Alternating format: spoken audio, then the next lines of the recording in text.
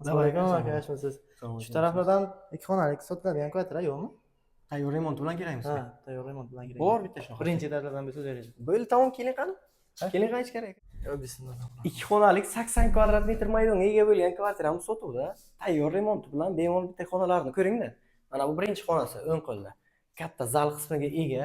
Ko'rib turganingizdek, qandillari ilingan, tayyor remont. Devorlari aboy qilingan, chiroyli dizayn qilingan. Mana oyoqtaylarni ko'rib turibsiz, laminat qilingan. Mana bu prixoshka qismi. Ko'rib turganingizdek, katta maydonga ega. Bu yerda ham televizorlarni qo'yib, mana bu yoqda yumshoq mebellarni qo'yib, bemalol o'tirsangiz bo'ladi akajon.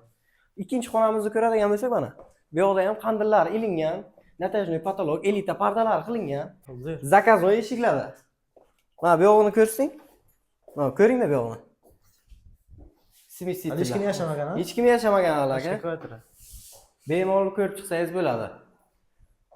Oshxonasi keng ekan, zerek. Ha, katta maydonga ega akajon, 80 kvadrat metr. Bormi shunaqasi aka? Hay, narx qancha aka? Bir kelishtirib berasizmi?